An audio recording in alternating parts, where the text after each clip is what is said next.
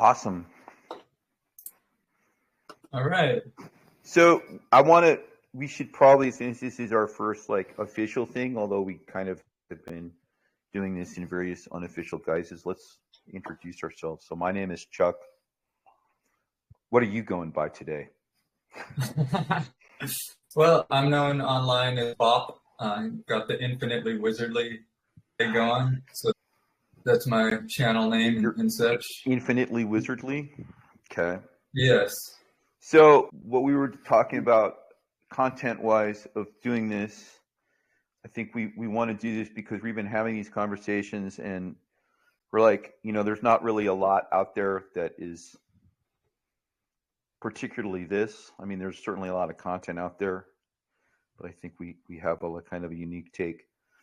And I was suggesting that we start talking about the baseline, because I think that anything we talk about, if we start talking about politics and stuff right off the bat, like we did last time, it's kind of like we haven't established certain priors, And The fundamentals, the philosophy, right? Yeah, and the evolving philosophy and where we intersect and where we differ and everything else. So why don't you talk about, because I know you come from a family of meditators, and I mean, like I know your mom and dad were into TM. Well, I knew them before you were born, and they were really into TM then, like well before not only you were born, before any of you and your family were, your brothers were born. So why don't you talk about a little bit of that, and like your first, did you start meditating like super young, like when you were 5 or something, or No, younger? not really. I remember going to some TM thing and they gave me some kind of mantra when I was really little. I don't even remember what they gave me. I didn't take it seriously. I didn't really it didn't make a lot of sense to me. It was just this kind of weird thing and I didn't have any It was like a I didn't game. feel any connection, huh? It was like a game. I didn't feel any connection to it. I didn't know these people. It was just like whatever. And then like How my old were brothers, you? Do you remember how old you were? I must have been, I don't know, probably 6, something like that. Right. 6, maybe 8. But no, I was probably even younger than it was around then. It was pretty young, and my brothers, my brothers are both older, and so I was getting a lot of like sarcastic ideas about it, like not like don't take this seriously, and so I just kind of followed with that. Now this is just whatever silly thing, and I grew up with a lot of that because my parents were into it, but I have other people in the family who are staunchly against it. I have one demon aunt who basically says, "Oh, she literally said that it might be worse than a suicide cult." TM is worse than a suicide cult, obviously. What you mean, like the TM movement in particular, or? Yes, yeah. Well, anything my dad's involved with, basically, like, Right. Well, he's just too personal, but yeah, okay. So yeah, so you had this array of attitudes in the more extended family, and but so when did you? Because I know you're pretty devoted. Now, I mean, you're really into is it bhakti yoga? Is like devotional, So like you make offerings and stuff that I'm don't do. I'm not certainly not against, and I don't think it's like a suicide call. I'm not against it at all. I probably should be doing it. There's a lot of things I should be doing that. So how did you end up? So keep going. Like, how did you get from this is some stupid thing my weirdo parents dragged me into to like, no, I'm into it. How did that happen? yeah, well, the main thing about when I was young is that I didn't have any peers who we weren't friends with families I wasn't playing with other kids whose families were also doing these things, and so it was kind of an isolated thing. Right. And so I didn't really have anyone to talk to about it that knew what the hell it even was. It was just a lot of speculation and criticisms. But I grew up with a guru, Sri Ravi Shankar, and I met him when I was very little, about 3. And So I never had any bad feelings about him, although I was hearing many criticisms about him growing up. And so then it just really became a matter of growing up and being able to discern who's full of shit and just making it up, and what can I actually experience with my own senses and discern with my own intelligence. And the conclusion was that this is Sri Ravi Shankar is very, very talented and full of knowledge, and it's worth listening to him, and it's worth doing the practices because they actually work. Right. And So I wanted, and I was making a note. You can still see me when I'm off screen making notes, so you can. It's not interrupting anything. I would assume it's not. But so that's something that I was just making a note about is the demonstration, and I want to reserve some of that to my little story about how I got involved in that stuff. But so you had that relationship with Sri going back to when you were little guy. You didn't have anything about him. You just had a lot of narrative that was coming at you from multitudes of sources about contraindicating the reality, let alone the utility of meditation per se. I think meditation is one dimension of this. But so okay, so keep going. Yeah, well, when was the first time? When was the first time? I'm sorry. When was the first time you meditated? Like, how old were you? Well, for sure by 17, 16. Yeah, when I was 16, I started meditating regularly. I guess I did a little bit before that.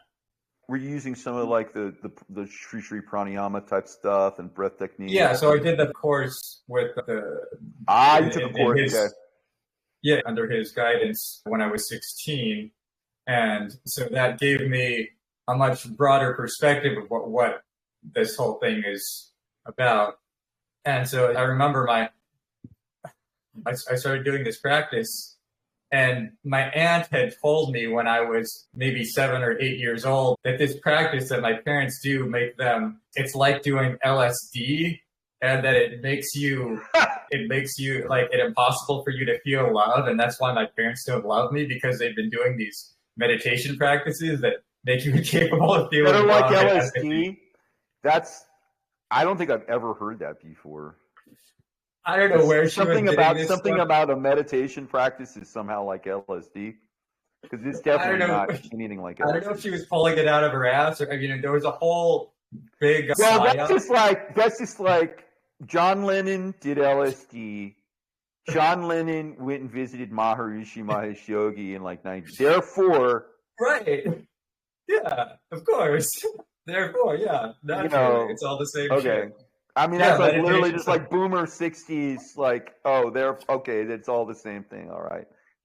That's really funny. But ironically, like when Prabhupada came to the States in the 60s and there was this whole hippie movement, he was coming to that. He recognized that they were kind of like outcasts of society, and they were looking for something deeper, some deeper meaning. And so he's like, okay, enough of this hippie shit. I'm going to make you disciplined. You're going to get up early and chant and wash yourselves and eat vegetarians, like laying down the laws, right? Because it's just like complete opposite from the whole psychedelic lifestyle, really. Yeah, that's a long topic about the social decay, and then the fact that these children basically wanted fathers. But so you were getting more into it by the time you were getting out of high school. You were already meditating. So, and a couple other questions, but I think that's kind of like I want to go on. Now it's my turn. So, did you say you had a couple other questions? No. Well, because I want to come back to the questions, and I'm gonna start losing those threads, because they also relate to my experience. So I want to get a little into my experience, and then we come back to both experience and what they have in common and stuff. So I didn't meditate in any way until I was about 35. I think I was drawn to things that were meditation like. I think one of the reasons I was capable as a musician had to do with the kind of meditative properties of playing music. Like I've been listening a lot to a guy named, just tangentially, Nikhil Banerjee, who I think is one of the greatest one of the 5 greatest instrumentalists I've ever heard in my life, and I'd never heard him. I'd always listen, listening to like sitar music. I would listen to like Ravi Shankar, the other Ravi Shankar, not Right. the famous sitar player. And Nikhil Banerjee's on a whole different level, and I really love Ravi Shankar, but anyway, and he's completely, music is a form of meditation, and all he's doing is, that's what he's doing when he's playing, and I think it comes across. I think there's real Shaktipat. I think there's real Shakti in his playing, and it translates, and that gets into transmission and a whole thing that's kind of a different.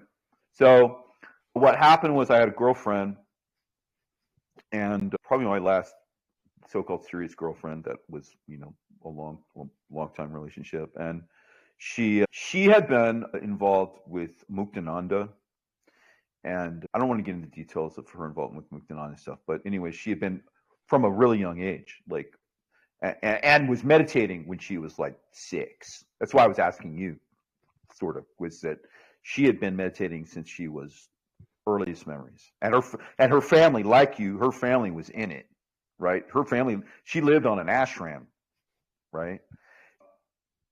And there's a whole, like, Siddha Yoga has this whole like approach and stuff that definitely, again, you were talking about, what's real, and like the reality of this stuff is demonstrated by the direct,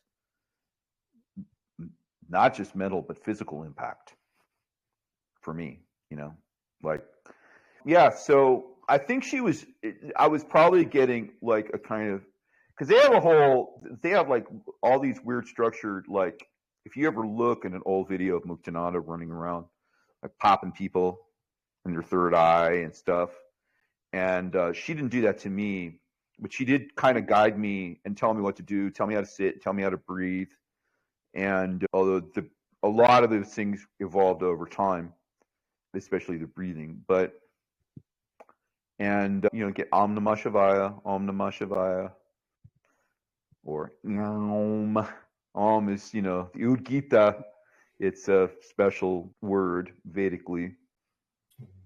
Anyway, and I had this sensation. It was incredible. And the funny thing is, so the sensation I had was this energy rising up from the seat of my pants, all the way up through my body, and just shooting. Sensation. Okay. It felt like the only word that feels proximate is energy. And it's weird because this is a thing that is very hard to describe. And if you're describing it to somebody who has no connection to the actual experience of it, everything fails. You can't really describe it. It's like trying to describe the color green to someone who's never seen the color green. Like, what do you actually? Well, it's like, it's like that grass. Well, I've never looked at grass because I've never seen the color green. So I don't. So, but energy is, and which is in fact how it's conceptualized, I think, in the Kundalini system. And what do you mean? What's I think it's conceptual. Like, I think it's conceptualized as an energetic. I don't know, something that you can't really describe. Well, I mean we talk about like Shaktipat. So give me a sec.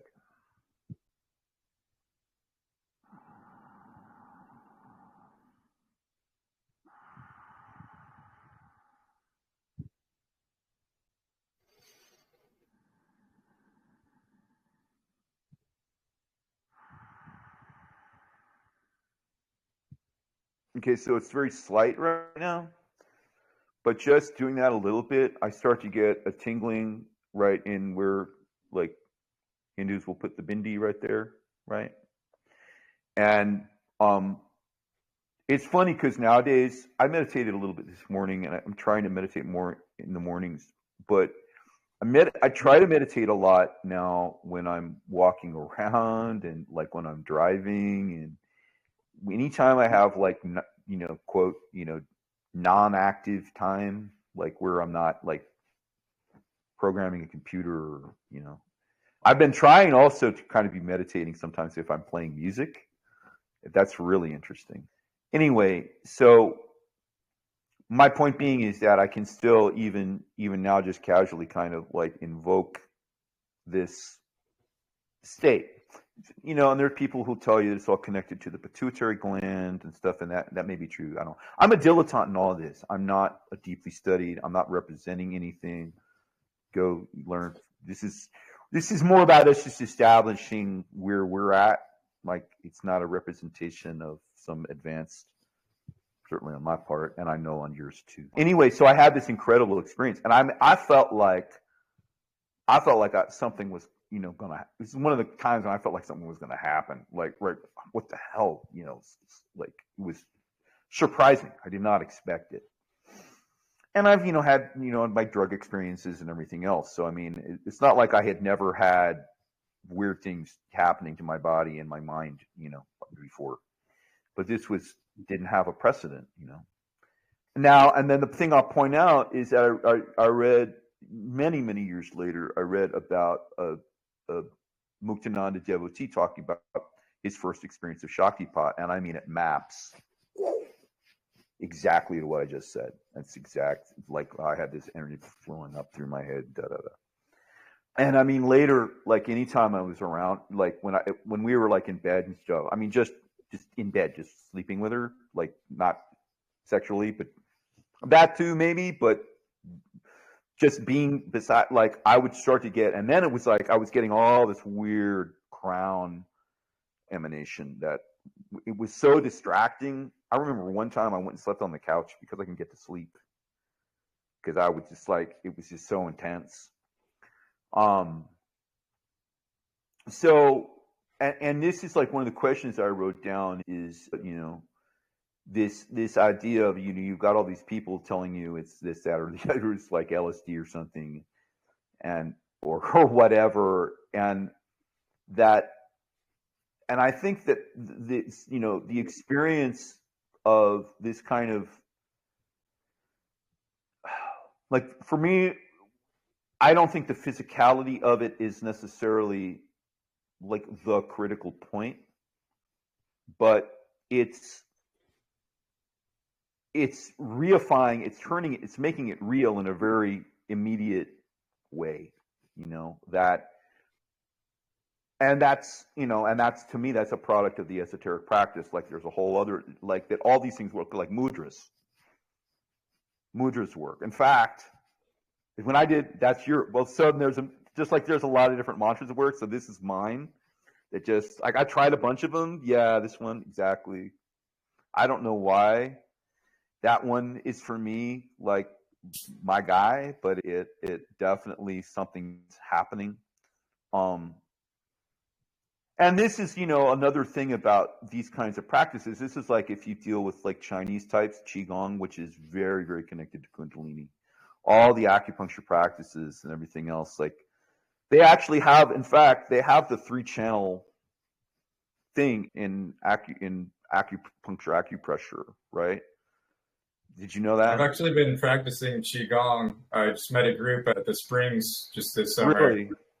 Yeah. I've been practicing with a really good technique. I really enjoy it. So, and then doing it in the water. What's the technique?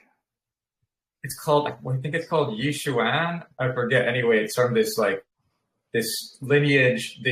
Apparently the master is over. It's like 130 some years old. Anyway, I don't know that much about it. I just know it's great. Is it like a hatha yoga type thing? Is it more like I wouldn't say it's so much like hatha yoga. It's more about just moving and focusing the energy, the central energy channels, and there's a main energy, like the main energy hub. In Chinese, they call it the Qing, which is the sexual energy. So it's stored around your navel, and then which when I you think which I think maps loosely at least to Shakti, right? well, I think that I'm not sure exactly how the terminology all maps out, but the Mm. Qing, when you do practices like Qigong, you're enlivening that Qing force, and you rises up to become Xian, which is spiritual energy. So that's like the Kundalini. That's the energy in the Kundalini rising. So Mm. there's definitely a mapping there. Yeah. Well, I mean, I can attest that having had some experience and talked to acupuncturists, that there is this same idea of there's a central channel and then these other channels weaving, and that a lot of their balance now, which gets into, and with qigong, they also have like the 12, right?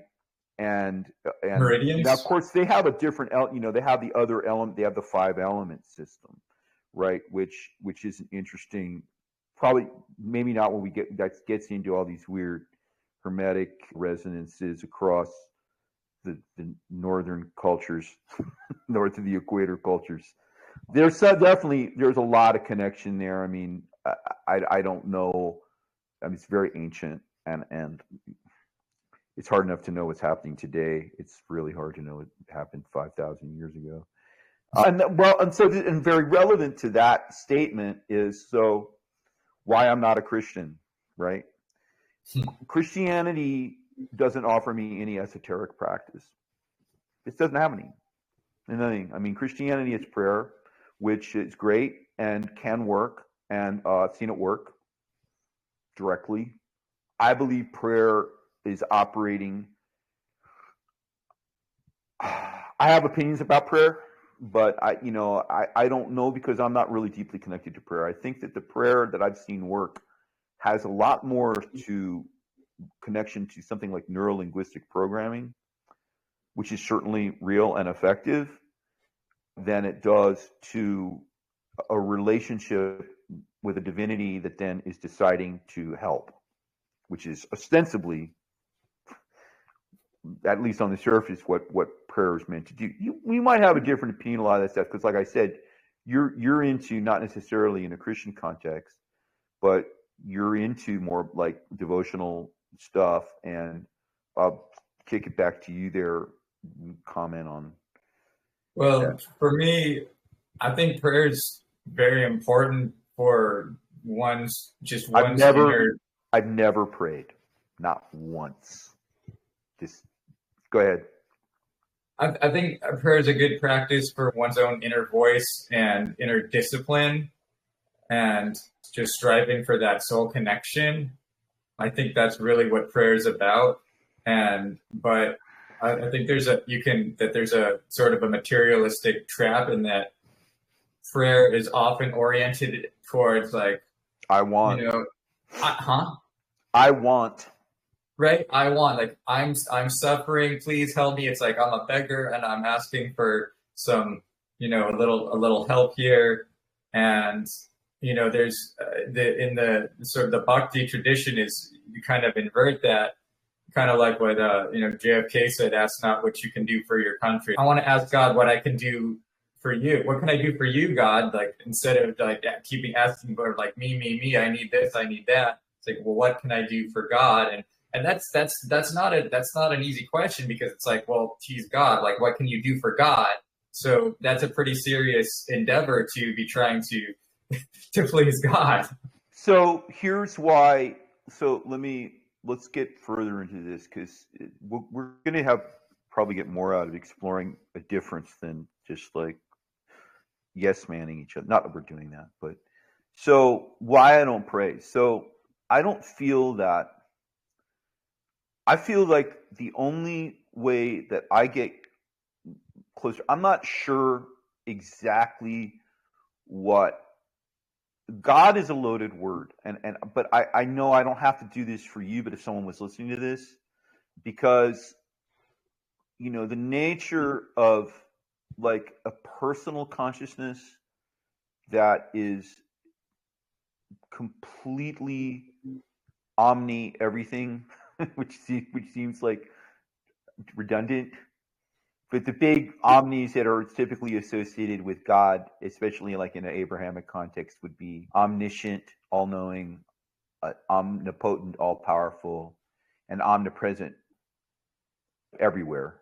So, and I don't know what, I have all kinds of, I just dance very lightly around the issue of the exact nature of a personality associated with Brahman, with what the absolute in the Vedic context. So, and to close the loop back on prayer, I don't feel that anything, the best way for me, the little I that is inhabiting this body for a very, very brief period of time, to have anything to do with that is basically the dissolution of that I, that the dissolution of this egoic Maya-based. Why don't you? So tell me about the two Mayas again. That's a good segue into that, because I never heard that before. You were telling Right, me. right. So to present it canonically, we are in this material world. Let me give you a second to adjust your camera. Sorry about that. Yeah, it's a little distracting. Look at the top of my head while Jonathan's. I had to change my seating position. I'm sorry about that. So for whatever reason, we have found ourselves in this material world, and we are very compelled by sensory enjoyments. And so Mahamaya is. You know what? Let's talk of just before you even get into that. Just maybe everybody who listens to this understands what we're talking about, Maya. So why don't you explicate just Mahamaya, the conventional Maya that we generally mean when we say Maya. Because Maya, it connects to my idea. And I want to point out, okay, and then I want to point something out. You do that, then I want to point something out, and then talk about the other Maya. Go ahead. So Maya is, well, the root of the word is connected to Mata, which means mother. Also connects to the word matrix, this material matrix which birthed us. And so Maya is also called illusion, because there's a spiritual idea that we are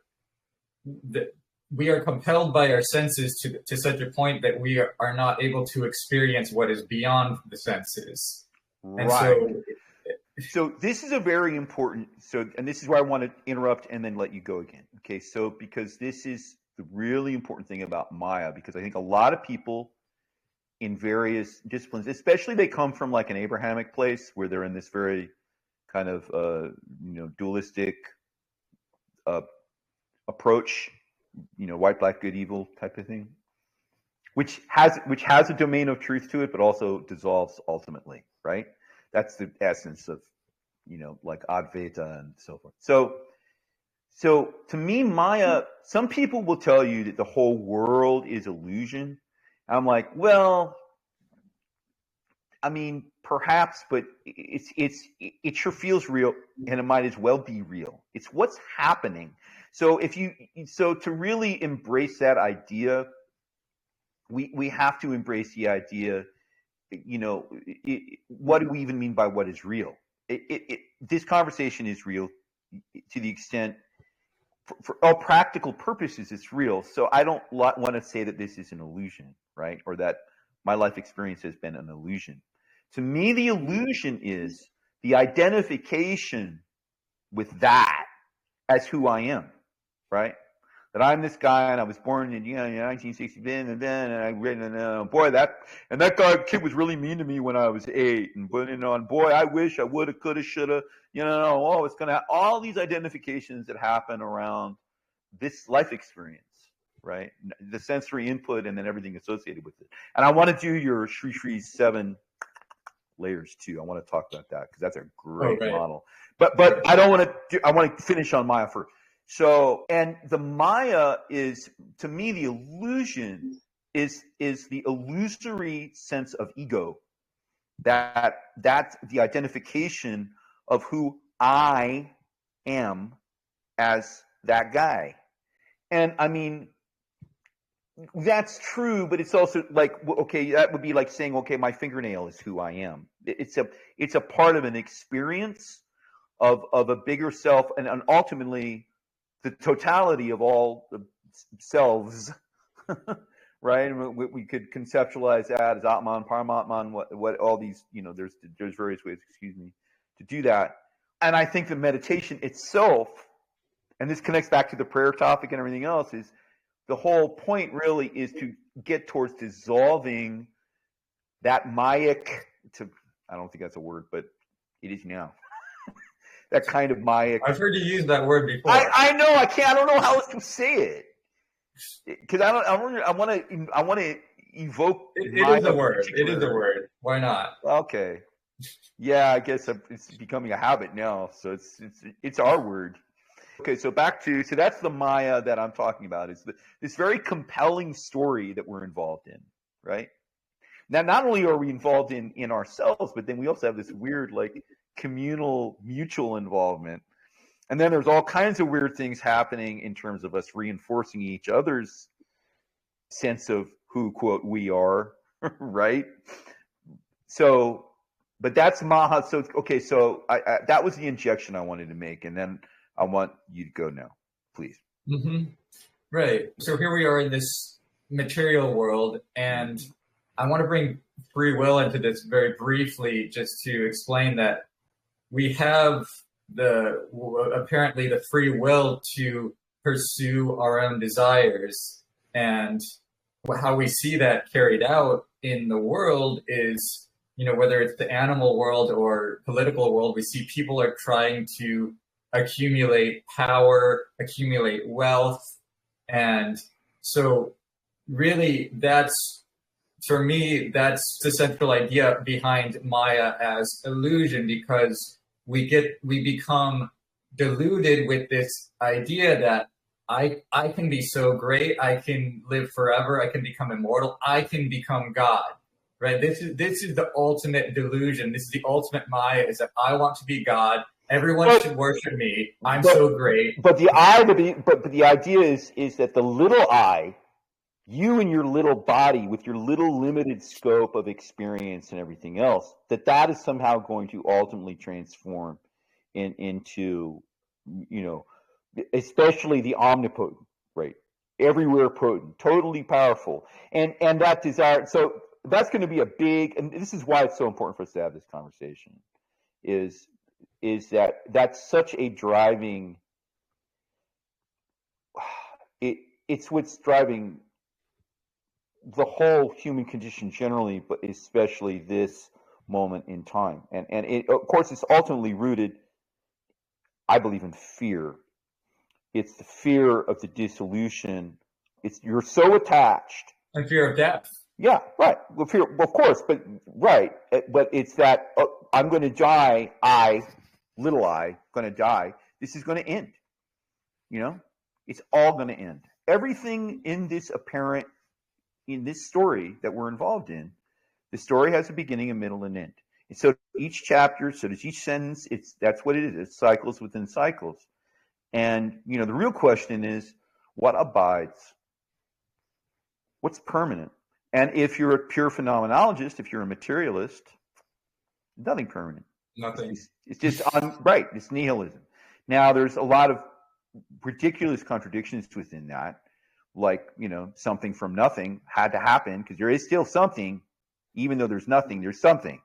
We'll just call it a vacuum energy and say everything came from that.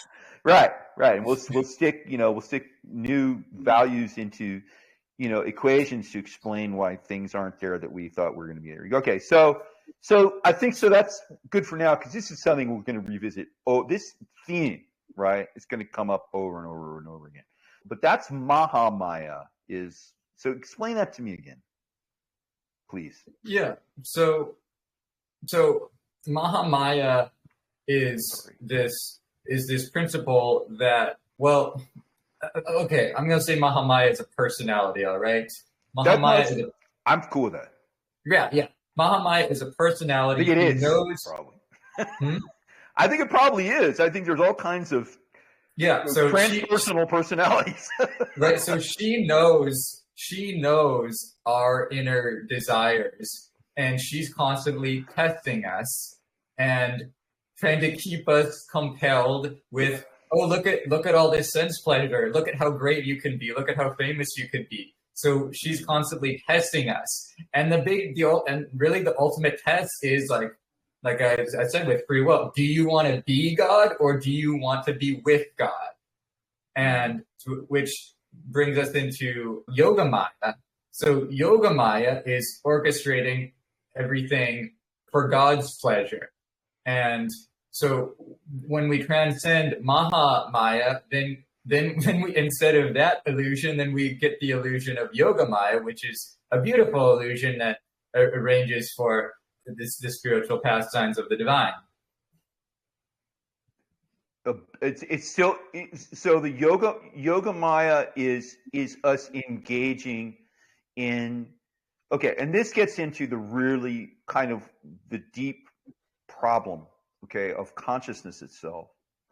So I don't know if I want to go there right now, but maybe, I don't know, maybe we should. So and because it connects back to this problem of the false, the egoic, they're egoic instead of myic. Egoic, I think, is a word. Yes. I'm on a limb here. But the ego-based sense of self. Do that. Let's do that. Which seven is a magic number. Seven layers of consciousness. Yeah, I love that. Let me see if I can I see if I can do it and then fail and you can correct me. So the 7 layers of consciousness. So is the bottom layer breath, or is that, you know what? I'm not going to do it. You do it, because I'm going to mess it up. Body is first. Body itself is right. You have to have a vessel. Yeah, it goes from the grossest to the most subtle. The grossest to subtlest. Okay. The body is the grossest. And then the senses, or the breath. Go ahead. No, go ahead. Then the next is the breath. Right, because the breath has to be, you have to have the breath to otherwise the body is just a lump of clay. The breath is like the interface between the mind and the body. Right. So we have the body's just gonna, I prefer that's kind of true, but it's also like the energizing factor of like the battery of Kundalini, right? So if we think of like keep going. Right, because the interface, I like the interface is more like, I think the mind is like the but keep going. Okay, yeah, maybe not the best word, but anyway, so the body is the most gross thing. It's a big chunk of solid matter, and the breath it's still physical, but it's a little more subtle. And then the next layer, the third layer, is the mind, which we can't see. I can't see your mind, although sometimes we may intersect in the mind in some way. And then the fourth layer is intelligence. The mind's just going to happen, go all kinds of different ways, but with intelligence and discernment, and the mind is also connected to the senses, and it's yes. That's why I called it the interface, because it's the one processing the constant interaction with the world. Because mind, in a lot of other contexts, would have a much richer meaning in a lot of other like common usage, but where you're using it here, you're really talking about just the apparatus that is connected to the senses and processing it, and it'll make more sense as you keep going. So mind, and then right. So there's all kinds of stuff going on in the mind. We're taking in, perceiving things, and having whatever stray thoughts, and then the intelligence is more of a guidance. Like, okay, I know these things now. I can apply this and put my mind to use instead of having just random chaotic thoughts. It's like the software that's guiding the processes of the mind, right? It's drawing correlations and stuff. And of course, since it's software, it needs so the next thing, the intelligence needs what? In order to draw conclusions about stuff, it needs. Then the intelligence needs memory. Right. Yeah, because it needs to like be able to make discernment and judgment between different sensory inputs that it's getting from the mind, and catalog all this stuff. Yeah, keep going. Yeah, it's all based on prior experience. We can't just draw on something out of nothing. It has to be based on some previous experience. So the memory is the fifth layer, and then above that is the ego, or the false ego, this identity, the sense of self, And the that's sense of six now, right? that's the sixth, Right. number six, and then the final layer is the soul, the true self that just is eternally, regardless of what I think I Right. am, or Right. or it happens to be the case in the moment. So body is the grossest, and then breath animates the body. The mind is the interface that deals with all the senses, and then the intelligence is bringing order, discernment, and judgment to what the mind is providing. The intelligence has memory, needs to access memory and store experiences up, and in order to perform its function. Well, then there's an interesting idea that we're building it up from the bottom up, but really it's from the top. It's from the top down. Right. Yeah, which is like the tree of life. Like what actually is breathing life into everything is arguably coming from the heavens, and then the root is in the stars, and then it's coming down here and into enlivening us, or perhaps there's some sort of yin yang symmetry going on there. Well, yeah, and that's where, and we'll get more into those, all the weird symmetries and stuff later. Okay, so yeah, I think that's a very useful model, and of course, a materialist, cuts off right at layer 6. The materialist is going to represent that, that ego is all there is, and when you're dead, that's the end, and so forth and so on, and certainly, and also that it's all derived out of the physical body. It's all just they're from the bottom up. Right. They are from the bottom. They're saying everything starts with. I mean, they would go with something as ridiculous as Darwinian evolution, which is one of the most. We'll do a whole cast on. It's one of the most unscientific sciences that it exists. I mean, it's being continuously falsified. And anyway, what's hilarious about that whole narrative is getting disrupted by the simulation theory. It's like a lot of people are getting onto simulation theory now. Right. They can't wait a minute. So, okay. So you're saying it's as if there's a God. So anyway, it's pretty ridiculous. But there's a simulation, but there's no simulator. Right. It's like there's creation from nothing, but there was nothing like moving the creation, moving the, motivating. There's no cause. It's just randomness, and there's a lot of interesting stuff to get into about randomness. So I think this is one thing. So I think about getting back to the idea of prayer and esoteric practice. Without an esoteric practice, all we're doing is actually what we're doing, right? Which is talking about stuff. So, and we can read about stuff in a book. And it can be the Bible, it can be the Vedas, it can be Tao Te Ching, it can be the Quran, it can be Finnegan's Wake by James Joyce, it can be whatever. It can be, and I'm not denying the utility of that because we're doing it right now, because it's a lot of, well, I mean, that's a question. It's like, what's the utility of talking about stuff? To me, if talk doesn't ultimately translate to something that is active, and that's which is one of the huge problems with society. And I don't want to tangentialize into that. I don't want to do society on this talk too much because we're going to get into that a lot. But there's still so much else to talk about. Well, talking is really important because there are so many people caught up in mundane conversations, and they're looking for someone who's looking to have this conversation with us. We can bring people into the conversation and go from there. It's just about bringing people together. Well, and Well, it has to do with, this is a very hard topic for me. As you know, I'm a pretty bad communicator.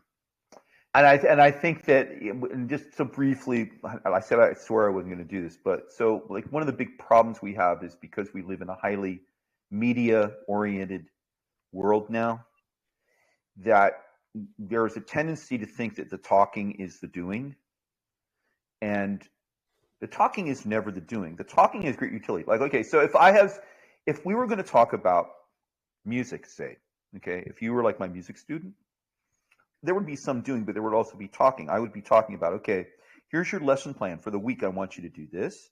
And I want you to, you're going to play this scale every day, and you're going to mark down the metronome settings, and you're going to play it in these positions, and so forth and so on, right? And we're going to prove that at the end of the week, you got better. You're going to come back, and we're going to show that you've gotten better over the course of the week, and so forth. That's one approach to teaching certain kinds of things in music, for instance. And the talking has value in terms of conditioning the experience, right?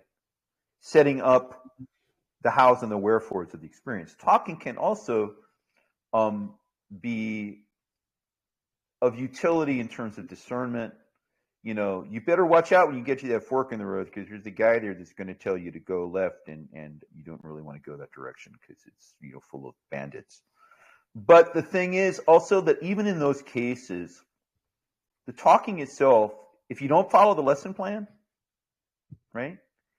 If you don't actually make the right decision, I mean, a huge topic here about our society and about our choices is discernment. That's the essence of Dharma, right? How can I